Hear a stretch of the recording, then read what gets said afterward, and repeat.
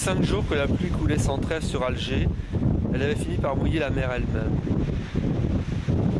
Du haut d'un ciel qui semblait inépuisable, d'incessantes averses, visqueuses à force d'épaisseur, s'abattaient sur le golfe. Grise et molle comme une grande éponge, la mer se boursouflait dans la baie sans contour.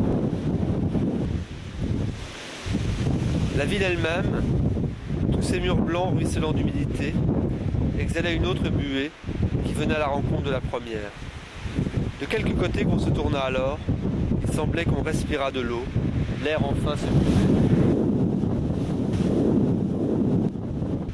Le soir, dans les cafés violemment éclairés où je me réfugiais, je lisais mon âge sur des visages que je reconnaissais sans pouvoir les nommer.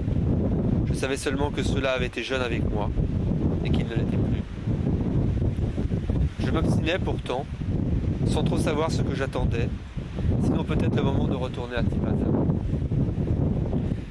Certes, c'est une grande folie et presque toujours châtiée de revenir sur les lieux de sa jeunesse et de vouloir revivre à 40 ans ce qu'on a aimé ou dont on a fortement joui à 20.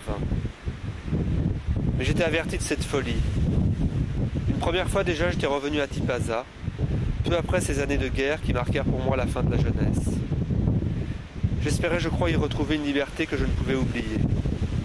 En ce lieu, en effet, il y a plus de 20 ans, j'ai passé des matinées entières à errer parmi les ruines, à respirer les absinthes, à me chauffer contre les pierres, à découvrir les petites roses, vides et feuillées, qui survivent au printemps.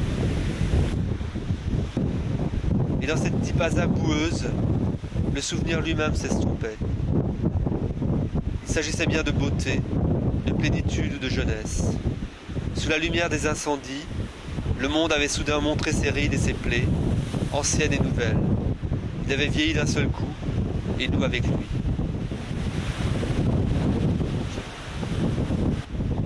Et à Alger, une seconde fois, marchant encore sous la même averse, qui me semblait n'avoir pas cessé depuis un départ que j'avais cru définitif, au milieu de cette immense mélancolie qui sentait la pluie et la mer, malgré ce ciel de brume, ces dos fuyants sous l'ondée, ces cafés dont la lumière sulfureuse décomposait les visages, je m'obstinais à espérer. Ne savais-je pas d'ailleurs que les pluies d'Alger, avec cet air qu'elles ont de ne jamais devoir finir, s'arrêtent pourtant en un instant. Comme ces rivières de mon pays, qui se gonflent en 2 heures, dévastent des hectares de terre et tarissent d'un seul coup. Un soir, en effet, la pluie s'arrêta.